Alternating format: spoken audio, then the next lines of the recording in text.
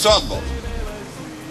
Šis laiks, tieši šis laiks, mums visiem ir grūts.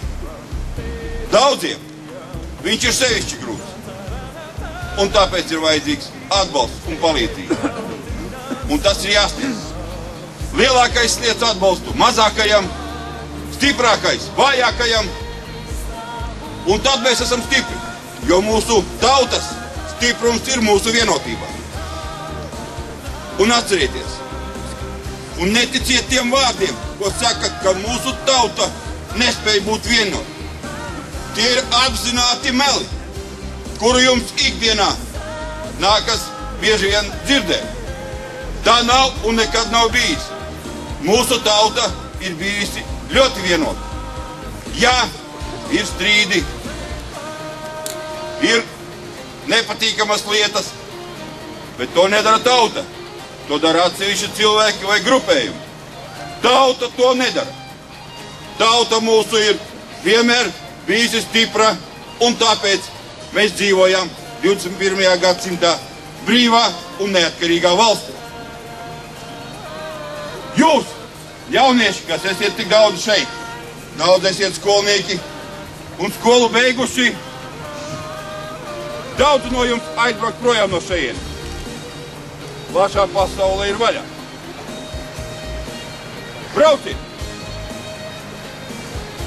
Brauciet, iegūstiet izglītību, zināšanas, materiālās vērtības. Un atgriezieties! Atgriezieties šeit, mūsu zemē, Latvijas zemē. Audziniet savus bērnus un bērnu bērnus, jo šī zeme ir mūsu senču rūpti un smagi izcīnīti. Asinīm slacīti. Un jums un jūsu bērniem un bērnu bērniem jādzīvo šeit tālāk.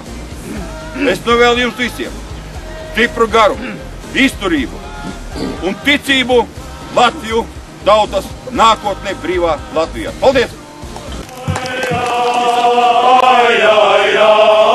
Abas skrēja dūdodams, divbalviņi karājāja, abijāja domādam.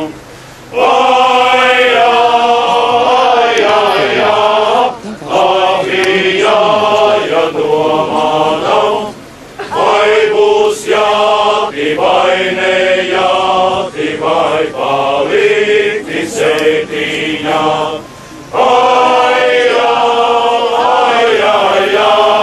Vai palikti sētiņā, kur palika mans valiņis, karodziņa nesējiņš.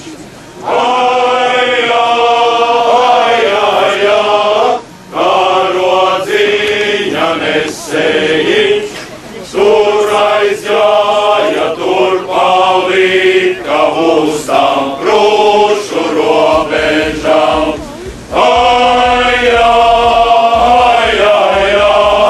Uz tām prūšu robežām, tur staigāja Dieva dēli, dvēselītes lasīdam.